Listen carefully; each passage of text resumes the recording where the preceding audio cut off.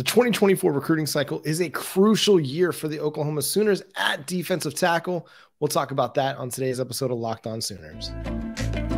You are Locked On Sooners, your daily podcast on the Oklahoma Sooners, part of the Locked On Podcast Network, your team every day.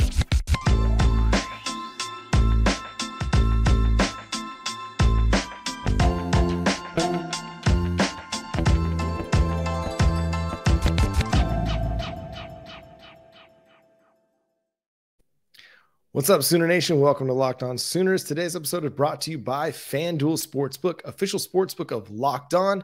Make every moment more. Visit FanDuel.com/LockedOn today to get started. My name is John Williams. You can follow me on Twitter at John9Williams. You can read my work covering the Sooners over at SoonersWire.com. My buddy here is Josh Helmer. You can follow him on Twitter at JoshOnRef. You can also hear him Monday through Friday from 9 to noon on 94.7 The Ref in Norman. And Josh, the thing that we've seen or not seen really from the Brent Venables coaching staff on the recruiting trail in their first two cycles is that elite interior defensive lineman. Now, in the 2023 cycle, we might be able to give them a little bit of a pause. I mean, yes, they got a blue chipper in Grayson Halton. In 2023, they got a blue chipper in Derek LeBlanc, but missed out on David Hicks, and right now are definitely in the running for a guy like David Stone out of Del City, for Xadavien Sims out of Durant, Oklahoma.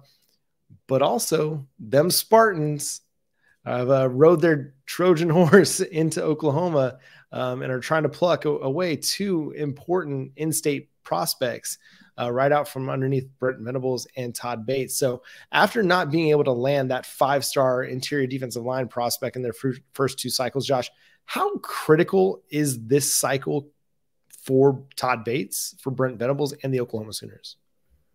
Oh, it's pivotal. I think we've said it, I don't know how many times, that the David Stone of the world is the missing link for Oklahoma. I think that skill guys, you're going to find skill guys. I think you've signed a couple of skill guys in each of the last two classes. We haven't really seen it just yet from either Nick Anderson or Jaden Gibson, but I think that's right around the corner in 2023 for Oklahoma. One of those two guys, maybe both, have big-time breakout performances. I'm really excited about what Jaquays Petaway is going to be for Oklahoma from day one. So the skill talent, obviously the quarterback that you're bringing in Mr. Arnold, that's there, right? Even the defensive backs. You and I spent last show raving about the defensive backs across the board that Oklahoma brought in. And that was, remember what we said as it looked like Peyton Bowen had flipped away from Oklahoma, that, it would have been the beautiful cherry on top. Well, Oklahoma got said cherry on top. And, oh, by the way, the defensive back class that Oklahoma brought in and signed before that, John, in 2023 was already great. It was already elite. It didn't have that five-star Peyton Bowen to it, but obviously now it does. So you've done that. Linebacker, John, I think they've been recruiting like crazy, blue chip type talent at linebacker. I can't wait to see what that position looks like with Canick's emergence this season. I think they've got a really good one on campus already, and Danny Stutzman, who's now a little bit older. So across the board defensively, I like a lot of what Oklahoma's done. It'll be interesting to see the transfer portal additions. What kind of a Band-Aid is that for Oklahoma up front? But John, outside of Ethan Downs really, really progressing, right, and a couple of these guys up front really taking big leaps forward, Oklahoma needs to find that guy, especially on the interior, as you mentioned, and hopefully David Stone can be that guy. We thought it was going to be Hicks. It wasn't Hicks. Stone, I think probably most all of the chips go to the center of the table for him. And you mentioned a good point there that Todd Bates has done a really good job at bringing in transfer portal defensive linemen, in particular Jeffrey Johnson last year, Jonah Laula to a lesser extent, getting to play some edge and interior. And then, for the 2023 team, bringing in Jacob Lacey, bringing in Davin Sears, like those, we shouldn't underrate those ads just because they're not high school recruits that they're bringing in. At the same time, it is the one position, aside from a guy like Derek LeBlanc, Grayson Halton. I mean, yeah, they added blue chip talent, but they're not like the, 300-pound, 310-pound, space eating guys that are going to blow up the interior of the offensive line. make plays in the run game in the backfield and still be able to rush the passer. They haven't landed the Dexter Lawrence yet. They haven't landed a guy like a Christian Wilkins yet, a guy that's like no doubt going to be an NFL player. He comes on campus ready to play. Could Grayson Alton be that guy? Sure. Am I maybe jumping the gun thinking that, okay, we haven't gotten that elite prospect yet? And maybe I'm kind of selling short the 4 stars that they've brought in, because they are blue chip players. They are guys that are highly regarded at their position, but it just doesn't seem like they've got that guy that is kind of widely renowned as the top 2 or 3 interior defensive line prospect that to add. They've added one of the top 2 or 3, 4 quarterbacks. They've added one of the best speed wide receivers in Jaquays Petaway. They added a guy like Keon Brown, who John Garcia just raves about.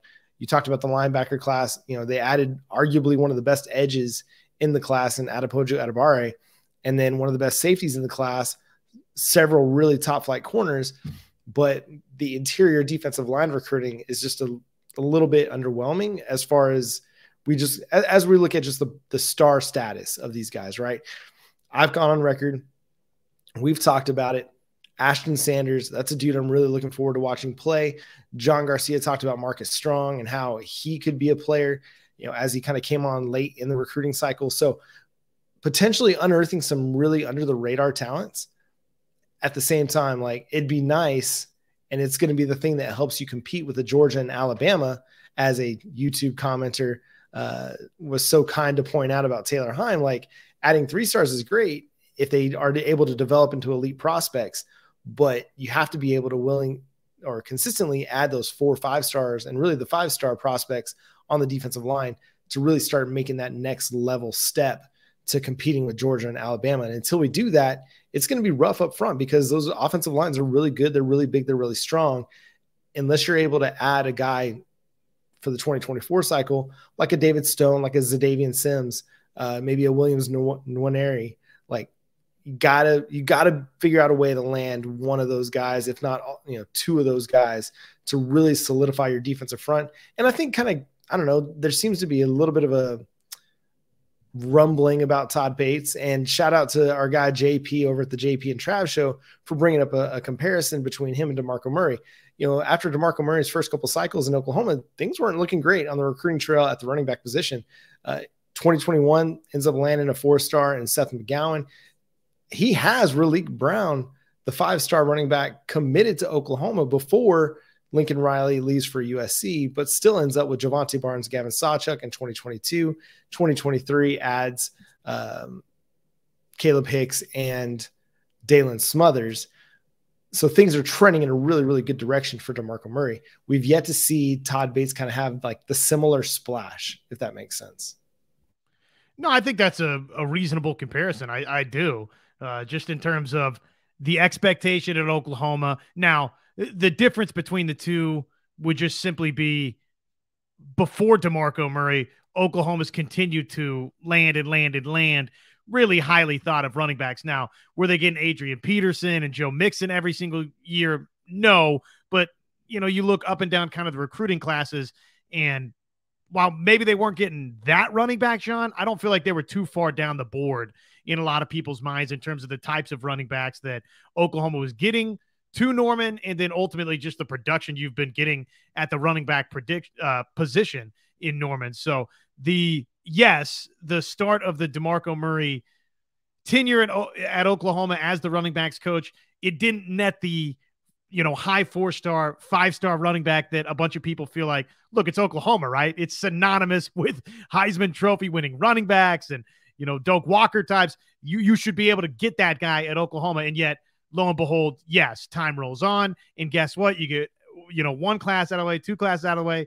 And then all of a sudden there's Javante Barnes and Gavin Sawchuk doing special things already at Oklahoma. So it's clear, yes, that several recruiting classes later, DeMarco Murray's found his guys. He's going to continue to find his guys. And hopefully, yes, that parallel does, turn true for Todd Bates. And again, John, it might just take one to kind of flip that switch. Again, you hate to put all of your eggs in that David Stone basket, but it does feel like that that commitment alone could be gigantic in just changing the narrative around Oklahoma, well, getting a commitment from and then ultimately signing a five-star defensive tackle.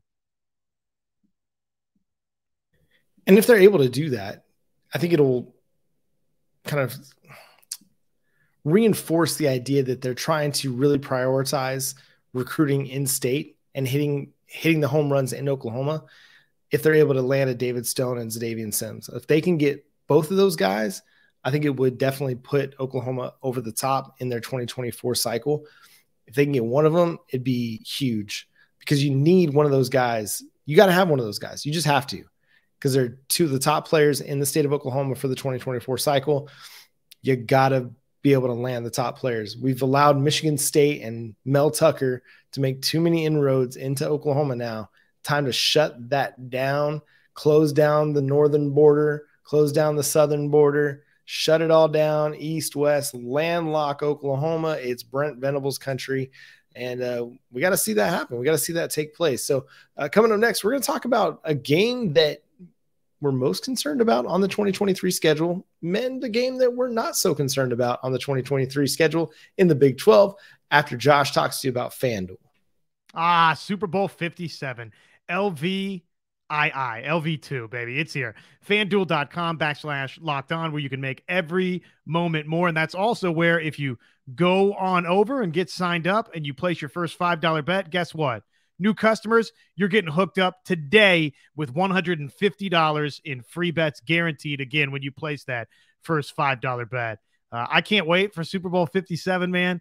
Obviously, the Kansas City Chiefs, near and dear to my heart, but just think it's going to be a great matchup between Kansas City and Philly. The Eagles right there, 1.5 favorite in this one, 49.5 is your over-underline. And we've got, man, one of these days, you and I got to plan this out and think about, some interesting props that we like. We're getting so close to this Super Bowl, and we can maybe have a little bit of fun with that. You can have some fun with that too. They've got all of your favorite bets, but those fun little player props as well, money line, point spreads, all the stuff you traditionally know. But again, some of those, let's just have some fun for Super Bowl 57 type wagers as well. So football fans, don't miss out.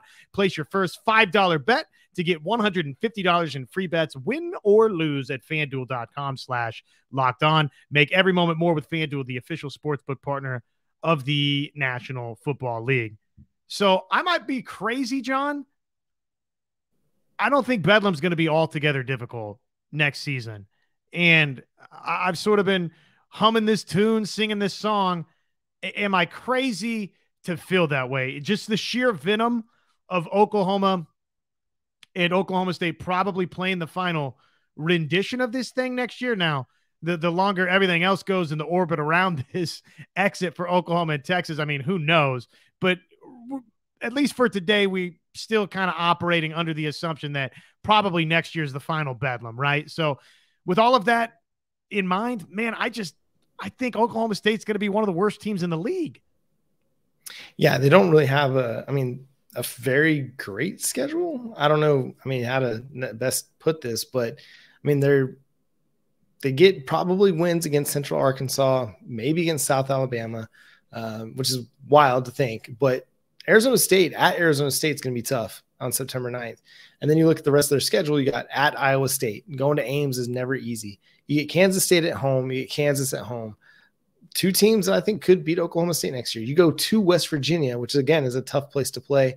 You get Cincinnati, which, who knows what they're going to look like in the first year, departed from Luke Fickell's era after he goes to Wisconsin. And then you get Oklahoma at home, at UCF, at Houston versus BYU. If Oklahoma State takes the step back that we think they could, then, man, I don't know. They could be looking at a situation where they're pretty much out of it by the time November 4th rolls around and they're hosting Oklahoma. So they may not have a whole lot to play for as a team. Now that fan base is going to have a whole lot to show up for.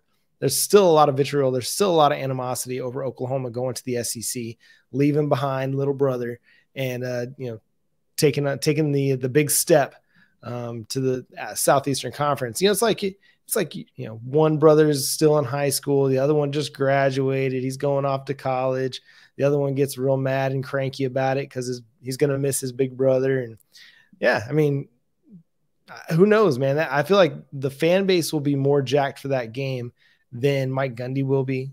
Like Mike Gundy, I just don't know if he's got the heart for it anymore. Like if he's got the kind of mental makeup for the grind of college football anymore. It seemed to be really wearing on him as last season kind of wore on. So it's not outside the realm like that is one of Oklahoma's easiest games. Like I feel like that's not a stretch at all, considering how this past season went.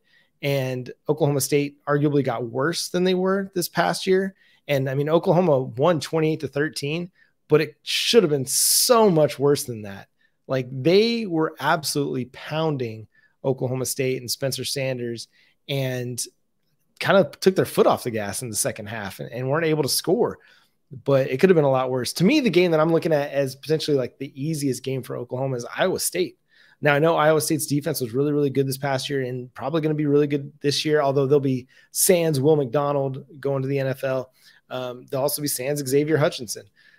That's going to be a big loss. Those are two really key losses for him. We saw how much of a difference losing Brock Purdy and Breece Hall and Charlie Kolar meant, and Mike Rose, how much that meant to this team. Now, the defense was able to sustain their level of play without Mike Rose, but they lost some significant pieces on offense, and their offense just went into the tank. If they had, Oklahoma's offense and their defense, they'd have been a national title contender. Or if you switch it, if Oklahoma had Iowa State's defense, like they would have been a national title contender. That's how good they were last year. But I just don't think their offense is going to be able to take a step forward and be much better than it was this past year. Okay. And so then you get Iowa State at home.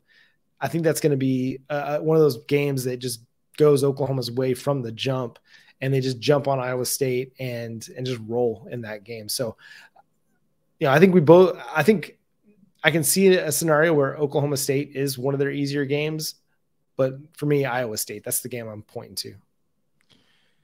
Yeah, they just, so many problems for them offensively that it's, right now, even with as many problems as Oklahoma's had defensively, John, the fact that game is in Norman, you have to think that Brent Venables and this staff, the additions that they've made 1 year into the system, I'm confident that at the very least, there's going to be some shape, form, or fashion of defensive improvement for Oklahoma. And ultimately, I'm not sold that that's the case for Iowa State's offense. And I know that they've made a couple of changes, new receivers coach that they've brought in. I think they got a new offensive line coach that has been I want to say he comes over from Northern Iowa, but it's been well received by some folks out there, by 24/7 Sports, a couple of places nationally. I saw that listed. But to me, man, it's the quarterback that I'm not crazy about at Iowa State, and I just don't think that they can outscore Oklahoma. As many gripes or complaints as we could have about Dylan Gabriel and OU, man, I think they're outscoring Iowa State next season. So I'm with you. That probably is the easiest. And, if not that, then it's, like I said, Oklahoma State or West Virginia. So then what's the most difficult game on the schedule? And let's kind of take Texas out of the equation. I know pre-show, we kind of talked about maybe Texas was maybe the obvious choice there, but let's remove them from the equation a little bit. Who do you think is going to be the most difficult game on the schedule for Oklahoma? I don't know. I don't think that it's, on paper, I don't look at this thing and say that it's a wildly challenging schedule for Oklahoma. I know that Cincinnati won 9 games last season. And, oh, by the way, they're, a couple of years removed with much different quarterback play, but having gone to the college football playoff and cracking that code as a group of 5. And they've had some NFL talent there, but man, 9-win Cincinnati. I don't know that even that road trip scares me a ton necessarily. But again, Oklahoma State, I think, is taking a big step back. BYU, okay, if Jaron Hall was back in the mix, then all of a sudden, you think about, the challenge of what Provo might have for you. But, that's not going to be the case there. TCU, I already told you, I think TCU is a big bounce back candidate. So, and I don't feel comfortable saying it's Kansas, even though I love Jalen Daniels at the quarterback position. I think he might be one of the league's best. So I don't know. I mean, to me, I guess I'll say Cincinnati, because they won 9 games a season ago and it's on the road, and I'm less confident with what everybody else on the road for Oklahoma has, and because obviously we can't pick Texas. Yeah, I'm going to go with one of the new four too. The four horsemen of Big 12 expansion. And can I go with UCF, man? I don't know why, but that's kind of the name that just sticks out in my head. They were 31st in scoring last year at 32.9 points per game. They were 46th in the nation in defensive scoring at 23.6 points per game. So it's an intriguing group. It's an intriguing team. They ran the ball really, really well last year. And that was one of Oklahoma's issues for a lot of the season was their run defense, whether it was the Baylor game, TCU, Texas, Kansas State, teams ran on them. Now I think Oklahoma is going to be better defensively against the run, but if UCF can come to Norman and they can establish the ground game, get it going, slow down Oklahoma's offensive pace and keep the defense on the field, I feel like that's a game where they could kill the clock, take the air out of the football in such a way that it keeps the game close for them into the fourth quarter, and then, make a few plays here and there. And that could be a totally different game. Like they could come into Norman and steal one. I don't think that's going to happen, but just looking at the schedule as it is, I'm like, hey, UCF, they're a well-coached team. Gus Malzahn, I won't say he's one of the better coaches in college football, but he's a good coach. Like he's had a lot of success. He's had a good history of success. So going into, and at the Power 5 level, so going into Gaylord Family Oklahoma Memorial Stadium isn't going to be this big outlandish task for him. He's been in the big stadiums, played in the big games. Now he'll have to get his team up for that, but you have a coach that isn't going to be fazed by the atmosphere or the environment of playing in a really hostile road environment. So that's kind of a sneaky one for me too. It's interesting that we both kind of went to one of the new teams, because I think it's easy to potentially sleep on one of those teams because, they were a group of 5 team last year. They're just from the AAC. Well, I mean, you could look at the AAC and call them like the 6th Power 5 conference, because there was a lot of really competitive teams. We saw what Tulane did this year and how they ended up beating USC in the bowl. Like the AAC puts together some really good football teams, and that was a really solid conference. You could even make an argument it was better than the Pac-12 at times, or better than the ACC at times. But a really intriguing couple games that Oklahoma will have to, make sure that they win, because you got to have them all, but you got to have those games in particular. So any thoughts on that, Josh, before we turn the page here? No, I just think, the Cincinnati game to me is so important for Oklahoma too, because look, you're going to cruise control throughout the non-conference portion of your schedule, and you get that first legitimate, I know you had Tulsa the week before, but first scary road test going up to Cincinnati. It's their first Big 12 game, so you know that they're going to be all geeked about the experience to welcome in Oklahoma for said first Big 12 game. And they get good crowds. The Bearcats get good crowds, man. And for OU, I mean, it's going to be a massive event for them. So, and if you get through that thing, then like you said, I think we both agree Iowa State is one of the easiest games on the schedule. So all of a sudden it sets you up to be 5-0 unbeaten going into obviously the Red River Shootout, which if you win that game, then all of a sudden, you start thinking about Big 12 championship game, getting into it, college football playoff, whatever that picture would look like. And maybe you could slip up in one game beyond that. So I just think the Cincinnati game, to me, not only is it, to me right now where we stand, maybe the most challenging, it's wildly important in terms of getting into that Texas game unscathed and setting yourself up to have the driver's seat path to the Big 12 championship game, and obviously a college football playoff berth. And turning the page, we're going to talk about a couple true freshmen that might have big impacts for Oklahoma softball in the 2023 season as they look for a three-peat. We'll talk about that after I talk to you about Built Bar. Built Bar is the best tasting protein bar ever. If you haven't tried it, it's fantastic, easy to eat, 100% covered in chocolate, and it tastes great. It's low calorie, low sugar, high in protein, low carbohydrates. It's a perfect opportunity, a perfect meal supplement. It's a good workout energy boost. I mean, if you need it pre-workout, post-workout, you just need a chocolatey snack for late in the day. You're just having that craving and you want something other than a candy bar that's got so much sugar in it. Go check out Built Bar. They've got great flavors. My favorite is the peanut butter brownie. Also love that mint brownie or the coconut almond as well. But they've got a lot of fantastic flavors. My wife, she loves the cookie dough. My daughter, she loves the coconut brownie chunk. So there's a flavor there for everybody. If you like the fruity flavors, you can get a raspberry chocolate. They're really, really good. You can get all kinds of flavors. You can try them all with their mix boxes, or you can even get granola bars or marshmallowy type built puffs that have fantastic textures and flavors as well. Again, low carb, low calorie, low sugar, high protein, a perfect opportunity for you to add some good protein to your diet, to your workout. But go to built.com, use promo code LOCKED15 to get 15% off your next order over at built.com. All right, Josh, the college softball season, man, it is less than a week away now. The Oklahoma Sooners will open it up against the number 19 Duke Blue Devils in the Mark Campbell Invitational. It's going to be a great weekend. They play several teams that are going to be ranked that first weekend out there in Santa Ana, California. So it was I'm blanking on it now. Softball America had 5 freshmen that they believed could have big impacts in the 2023 season, 2 of which were Oklahoma Sooners. Kierston Deal, Jocelyn Erickson were both mentioned by Softball America's Brianna Bryant as true freshmen to watch for the 2023 season. Deal was the number 1 player in America, a left-handed pitcher who came to Oklahoma. She is, it's going to be interesting to see, and we can just talk about her first, Josh. The Oklahoma Sooners rotation is stacked. Like Jordy Ball coming back, one of the best pitchers in America last year, dealt with a little bit of a shoulder injury late last season that kind of limited her. You bring in Alex Sirocco, who threw 200 innings, had 300 strikeouts. And then, you got Nicole May, who only finished 11th in the nation in earned run average last year and was just 15-1. As your third pitcher.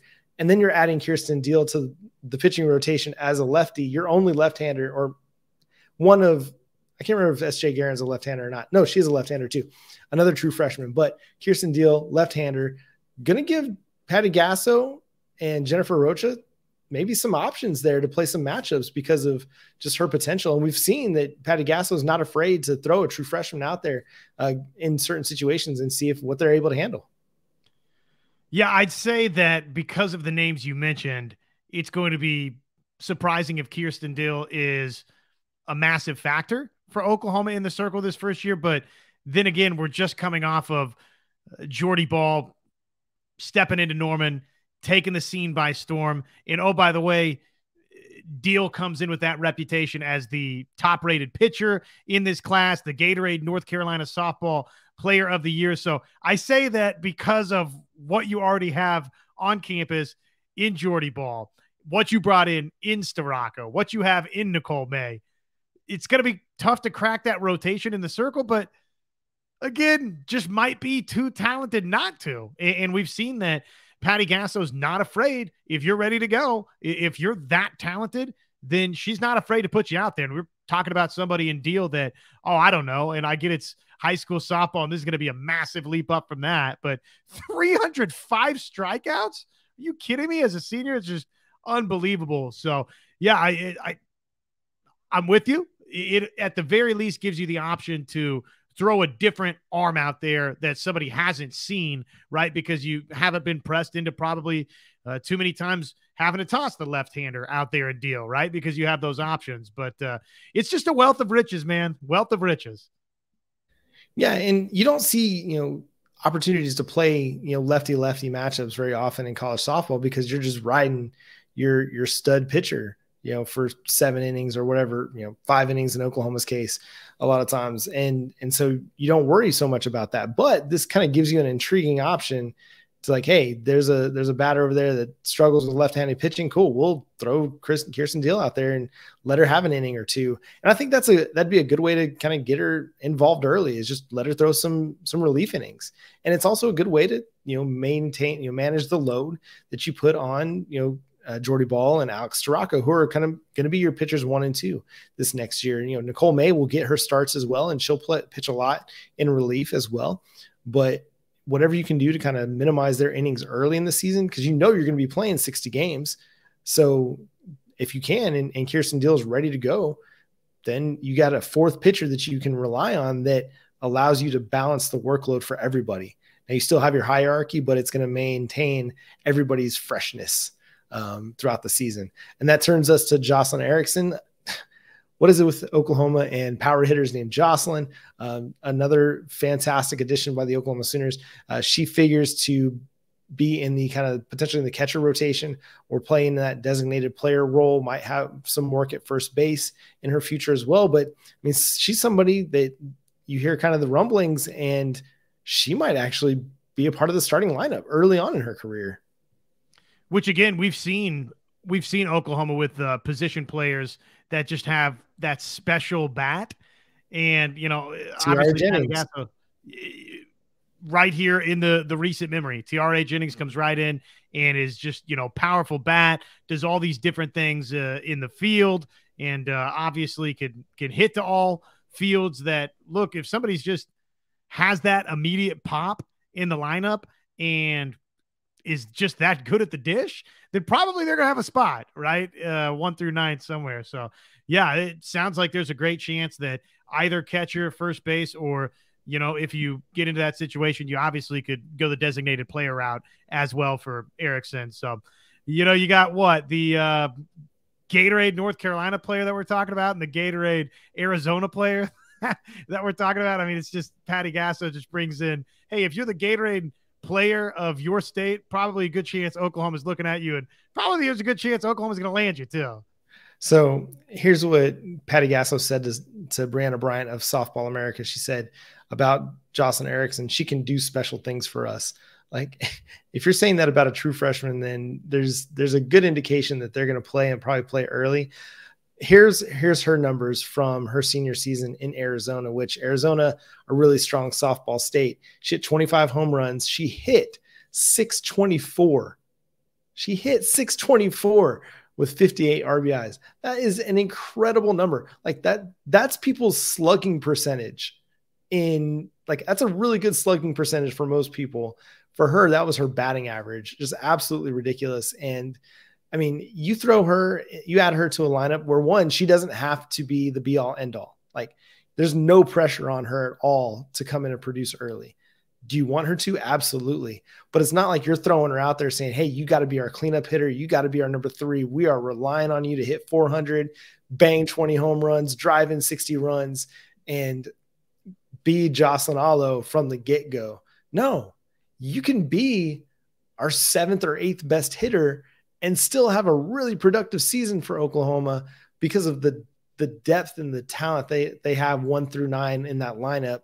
It's a great situation for her to step into where there's no pressure. It's just, hey, just go out there, have a good at bat, put your best foot forward. If you strike out, it is what it is. You're going to grow from that. You're going to get better. And all they have to do is just talk up the good things, talk up the positive, and do what they have to just, they'll put the pressure on in the right situations. And then in other situations, be like, hey, you don't have to come out today. We're not going to play you today. We're going to play Haley Lee in the DP role. We're going to play, Alyssa Brito in the DP role. Sydney Sanders will play DP role. You get to play first base. You just keep things fresh for her. So it's not like, I got to come in and be Jocelyn Allo. I got to come in and be, T.R.A. Jennings, who led the team in RBIs as a freshman. Like, no, you don't have to do any of that. Just come in and just play, have fun. You're right. And probably the person that'll have, Patty Gasso is going to have high expectations for everybody on the roster. Same thing with JT Gasso for any hitter in the lineup. But that being said, probably maybe Erickson will have the highest expectations on herself coming in this first year, because you're right. I mean, a lot of that, you have to produce this at bat. Well, do you have to? I mean, there's, plenty of talented options around you. I mean, obviously you'd love for everybody to click straight away, but the benefit of Oklahoma is, even though you're not going to want to endure any growing pains at Oklahoma because there's so much talent around you, it's okay. Yeah. I mean, if she comes into the lineup, as opposed to probably hitting 3rd or 4th for her high school team, she's probably hitting 7th or 8th just because of how deep the lineup is. And yeah, you want to get on base, you want to get hits, you want to hit home runs, but you're not expected to drive in 90 runs like T.R.A. Jennings. You're not expected to hit 30 home runs like Jocelyn Allo did as a freshman. So, I mean, if you come in and you do it, great. Like, more power to you. I mean, we're going to have high expectations, but you don't have to. You know what I mean? Like, that's where I'm at with. It's like, expecting a rookie major leaguer to come in and be like, all right, now you got to hit 330 for us, hit 30 RBIs and or 100 RBIs and driving 30 home runs. Like that's what you got to do. We need you to do it. And then you get a guy like Billy Beane, the guy that, he struggled as the number 1 overall pick because he just couldn't produce. Well, you don't have that problem. There's no pressure. It's just go play. And what comes, you'll get better no matter what. So I don't know. I'm just kind of, and I think that part of my feeling on this is what Patty Gasso talked about in the spring last year about trying to keep the game fun and trying to make the game not the be all end all for these girls or women, I should say, and help them to have balance in life to where it's not softball 24/7. Cause she even realized that she herself was getting burned out about that. I still remember that article. Can't remember where I read it or the story. But it was just a fantastic read. Maybe it was Jenny Carlson at the Oklahoman. I'm blanking on it. Sorry guys, but it's just a really great story about just balancing life. And yes, sports are important. Obviously sports are a job, but also realizing like you can't be about it 24/7 because it takes away some of the love. It takes away some of the drive. And when you don't have good balance in your life, it just upsets everything. So, yeah, I think that's probably where I come from on that. It's just like no pressure. Just come in, have fun, go hit a few home runs here or there. Bat 300 if you can, great. If you don't, it's fine. You'll get there. But again, 2 freshmen that I think are going to have impacts. Like Patty Gasso is not going to say she can do some special stuff for us if there's not this expectation that she's going to get in the lineup early and have opportunities to do some special things. No, that's again a good point about just balance in life. And for young players coming into the program, John, as long as this program stays the way that it is right now, even if you're a highly, highly recruited, highly regarded signee with Oklahoma, because of the players that are in front of you, it allows you time to find that balance at the University of Oklahoma, which is no easy small task, right? I mean, when you're talking about class and, being a OU softball star, I mean, there's a lot to that. So obviously that's beneficial. Yeah. And the expectations on the team are sky high. I mean, we're talking three-peat. We're talking, how long could this team go undefeated? How many run rule wins will they have? Like the expectations are sky high for this team and they'll wear that, they'll carry it, but there's enough veterans on the team to do that. People who've been around the block for several years now who have experienced those championship expectations and were able to carry them from start to finish and come out victorious. But that's going to do it for today's episode of Locked On Sooners. Thanks so much for tuning in and being part of the show. Thank you for subscribing to the show wherever you get your podcast. Go hit it over on YouTube, hit the subscribe button, hit the notification bell, and throw a comment in there. Let us know how you feel about the show, what your thoughts are on Oklahoma's recruiting class, what Todd Bates and Brent Venables need to do to finally land that elite 5-star defensive tackle, and what game you think is going to be the easiest for Oklahoma, what game you think is going to be the toughest for Oklahoma. Would love to hear your thoughts on that as well. Thank you so much for joining us. Until next time, he's Josh Helmer. Follow him on Twitter at JoshOnRef. You can follow me on Twitter at John9Williams. You can follow the show on Twitter at Locked On Sooners. We'll talk to you on Sunday night, Monday morning in your podcast feeds. Until then, Boomer Sooner.